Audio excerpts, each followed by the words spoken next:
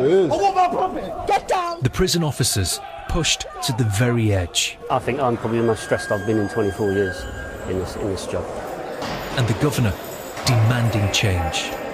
Without reform, I don't know how long we could sustain the prison system.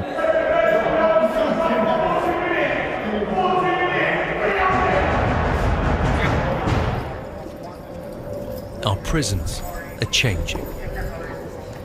The government is reforming 6 jails in England and Wales by handing back control over budgets and contracts to their governors. Wandsworth is one of them. We spent 6 months persuading the Ministry of Justice to allow us inside. This is what we found. Can you run? Can you run? B-Wing and Jennifer, a new recruit, and Steve, a Wandsworth veteran, face the first alarm of the day. Run! An inmate is refusing to go back to his cell.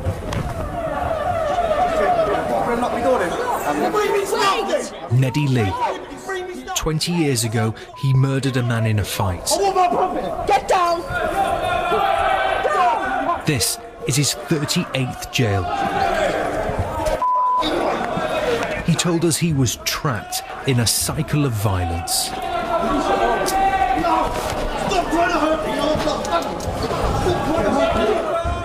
In the 2 decades I've been in, I've had warfare in jail. I got sliced down the side of the face and I don't know who cut me. It's been non-stop, constant. Violence? Violence non-stop. Been stabbed through the chest. I've had my arm broke. I've got 3 broken bones in my hand.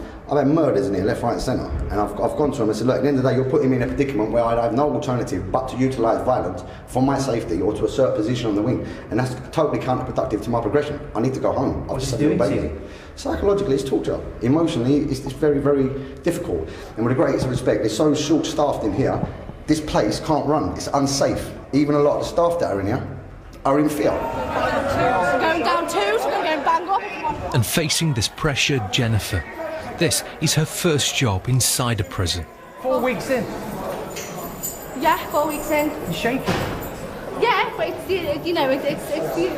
the rush.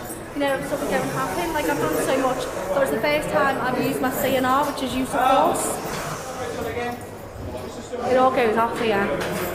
Job for you. Yeah, definitely. Like, it happens on a regular basis. We just have to get used to it. At times inside Wandsworth, it felt relentless. An overcrowded, understaffed Victorian jail. This alarm is because there's been a fight in the yard. So that looks like a chair leg that was thrown down there. At least one officer has been hurt. Are you all right? We're all leaving. To understand what happened, we asked to watch the CCTV footage. There you go. Okay. On the left, you can see one inmate attack another with the chair leg, breaking his arm. In seconds, the fight spreads. We're told this was planned. 2 South London gangs fighting over respect. Every day I wake up and I think I got God with me, so I don't... Days later, we tracked down the man who started the fight. So it makes me much better. A rare opportunity to ask why. It happens every day. It's like Violence. violence just happens every day. Just if it's maybe from this postcode and that postcode and that. And Do the gangs follow you in here? yeah, the gang follow you. When you're a gang member, everywhere you go, you're just known to a gang member and that. And when you walked out on that yard? Yeah, when I walked out in the exercise yard, I thought I had to fight. I had to fight because if I don't fight in that, I won't be a man. So after all the end of all of that fighting and that, when I was getting back in, I think yes, God, at least I made it. But this is the cost. An inmate hurt and angry. Yeah, he's waving the stick around, wasn't he? Waving the stick around, waved it at my arm, broke my arm. You got to do what you got to do. There's nothing you can do about it. You get your arm broke and you're left in your cell. 3 days it took them to take me to the hospital. 3 days. You're vulnerable in here with a broken arm.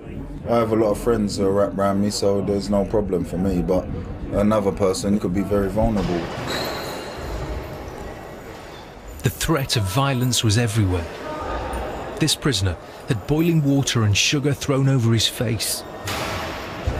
Another had been beaten up. Just another fight, he said, all part of prison life. You've got to be able to defend yourself, innit? If you can't defend yourself, then you'll become a victim, innit?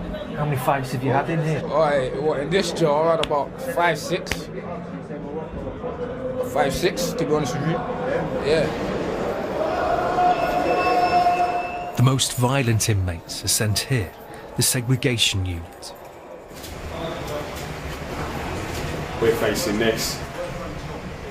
These out, so these can all come at you when you come through that door. And they're heavy.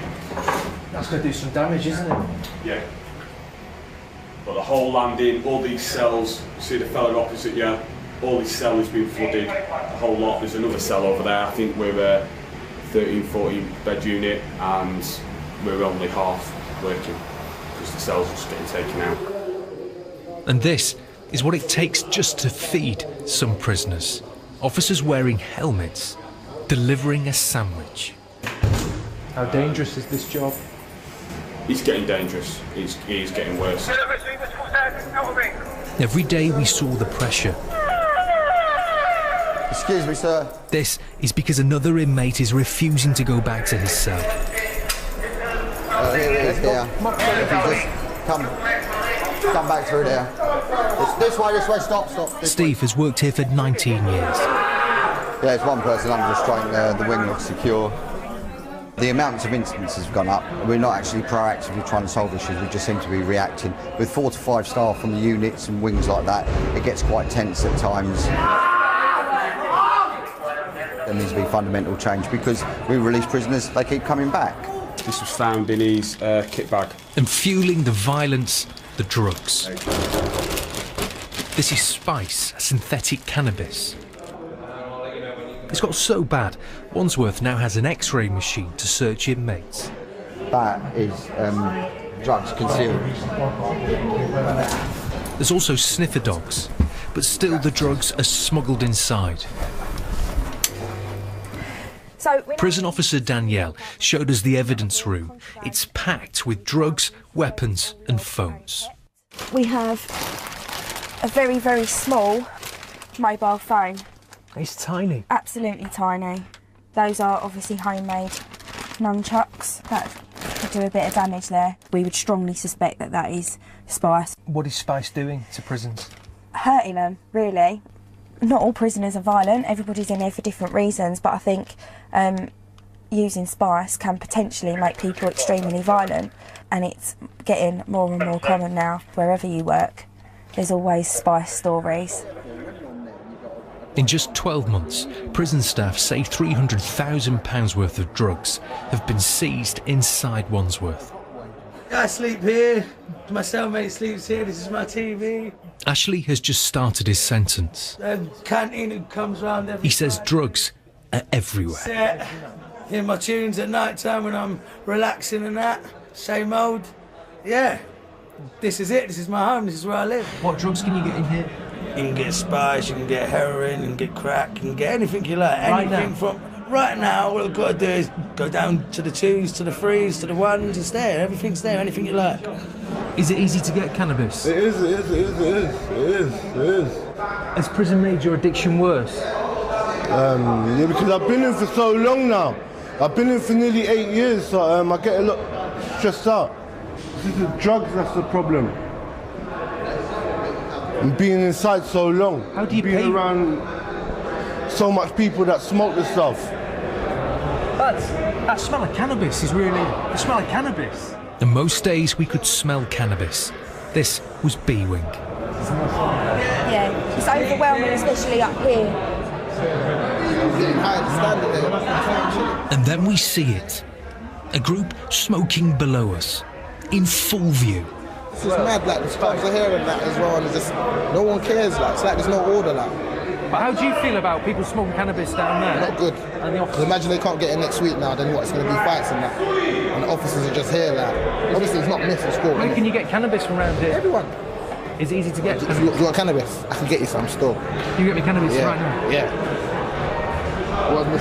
How does that make you feel hearing that? Well, obviously it's not good, is it? It defeats everything that we're trying to do as a service. And many inmates told us the same story. Drugs smuggled into Wandsworth, available for the right price. I know officers that charge you, say, £500 a parcel, the size of, say, 3 tennis balls, full of drugs, phones, whatever you want. This prisoner asked us not to show his face. He wanted to talk about corruption. A smartphone, you 700 quid they go for, retail price. And who brings those phones in? Officers, other prisoners. Are you just saying that though? No, of course I'm not to get officers in that. trouble? No, of course I'm not. If it is a member of staff who is quite willing to bring in a mobile phone or some drugs, that could potentially put me on and everybody else in danger. I don't want to work with them. How big is the problem? It's hard to tell. I think there's probably at least one corrupt person in every jail. Inside Wandsworth, inmates and staff talked freely about corruption. The governor admitted there was a problem and that he had to deal with it. Corruption is the one thing that I absolutely cannot stand. And I think that's a very clear message from me, that one of the first things we would do with reform is to think very carefully about how do we deal with those issues of corruption and what do we do to tackle those staff bringing that drugs in, because that will deal with some of the issues that you've highlighted and that you've seen over the last week. But the corruption, drugs and violence are just part of the story. In Wandsworth, we found a jail facing another crisis. No good. And how are you in your mind? How are you? No good. Cut. This cut. Okay. Twice in Wandsworth, this man came to see us. He'd cut every inch of his body. Desperate, he speaks very little English. Are you getting mental health help? Yeah. I is crazy. No sleeping every day. Sleeping. I cut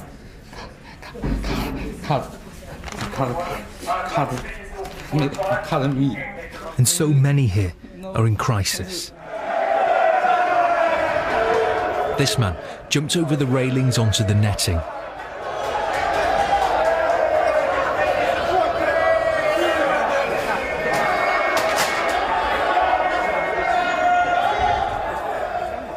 Other inmates wanted us to meet him. They said he shouldn't be in a jail. Severe mental health. Needs help. Who's this? The neglected Mowgli. Mowgli! Schizophrenic. Severely schizophrenic. Nuts. What's the matter with you? I want to die! Where do you want to be right now? I want to be Springfield! I want to be Springfield in Washington! Where do you want to be and what do you want? I need that health issues. Why did they tell me when I've handed in the paper already? Why do they keep telling me? Why do they keep telling me I'm on basic mental health? In Wandsworth, officers are constantly assessing prisoners. This cell. Are you sure? Here, an inmate has smashed up his cell. He's in distress. Nathan has self-harmed. He says his mental health is getting worse. This is my artwork, okay? This is Romeo, you can see. Goes down there. If you can see down there, there's a bottle of tequila, yes. There's also a very large gun there. Can you see that? Yeah, nice belt. So Romeo meets, and then love hearts, okay? Then if we go down here, you'll see Juliet. And if you look at the print of Juliet here, that's art. I've got personality disorder. I'm also signed off from the doctor for severe anxiety, and I only just received my medication yesterday. Being in prison with your needs, what does it do to you?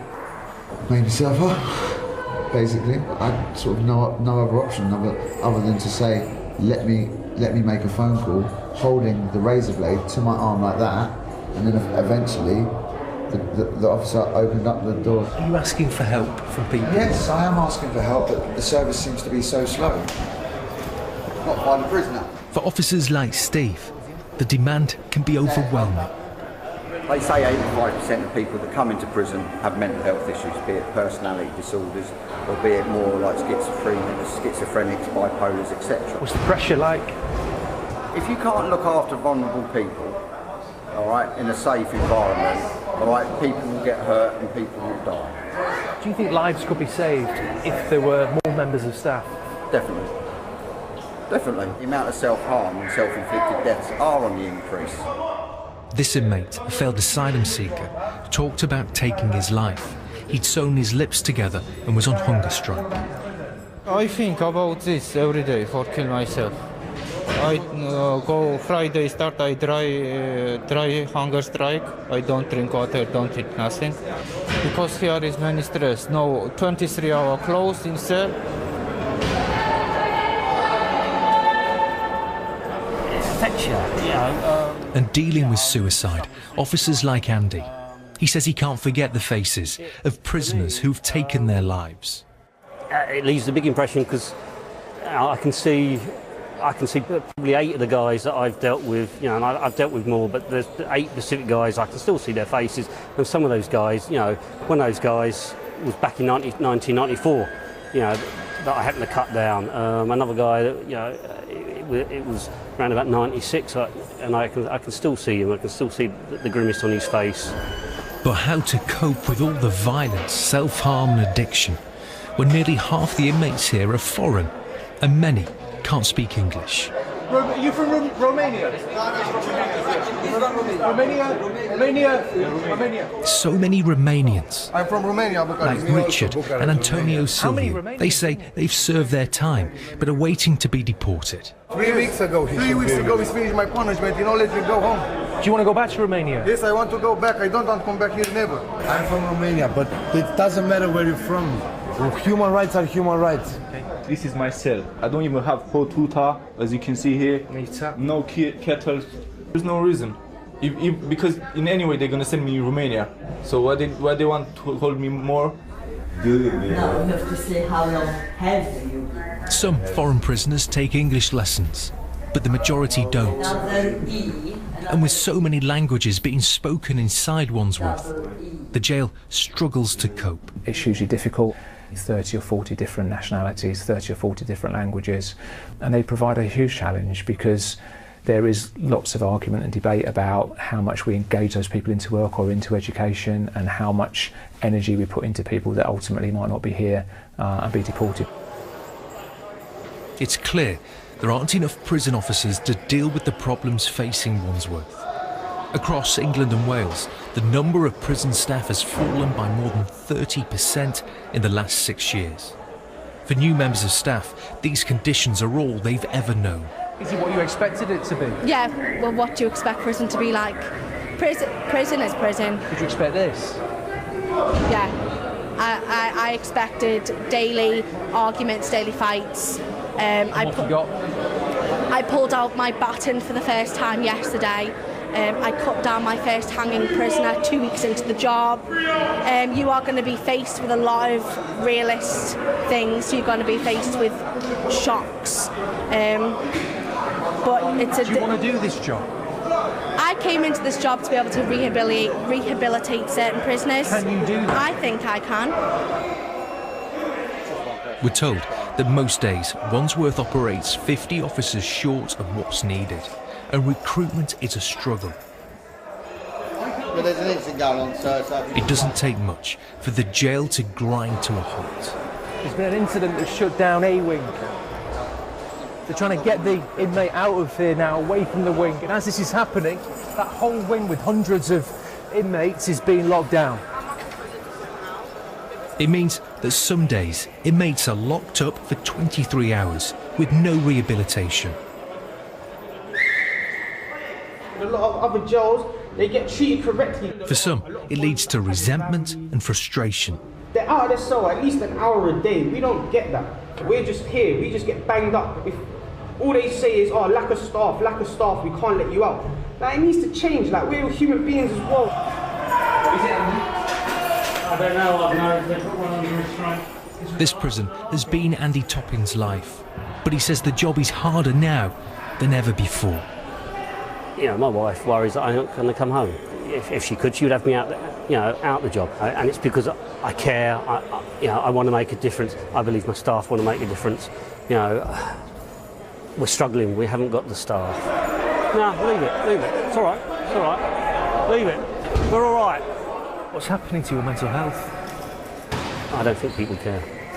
I don't think people care about what's happening to my mental health. But what is happening to your mental health? I think I'm probably the most stressed I've been in 24 years in this job. What's going to happen to you? If I'm like my colleagues, I'll retire and I'll die early. Andy desperately needs reform now. And many officers felt the same. Hospital. Let down and forgotten. Steve says he feels betrayed. Do you think you're appreciated? No, we're definitely not appreciated. You can tell that by the amounts of cuts we've received. To actually have the strength to actually turn around and deliver care to the person that spits in your face, and to continue with that, because at the end of the day it's about the society as a whole. If we treat the most undeserving with care and respect, that says a lot about our society. The BBC was invited here to hear these stories from inmates who one day will be released, and from a governor who believes that without reform, our jails will break. How big is this moment? It's massive. It's the once in a generation, if not more, opportunity to change the system and to do something which is really positive and to do something. Without reform? We carry on running a system as you've seen it over the last week or so. Drugs coming in, mobile phones, violence being perpetuated, not having enough resources to be able to challenge some of that behaviour. Without it, we carry on doing the same old thing. We see the same faces coming through the system, we don't change people, and that's what we're about, that's what we want to do. A prison revolution is promised, but without enough staff to provide even the basics, how can jails rehabilitate and end the violence, addiction and self-harm? The lives lost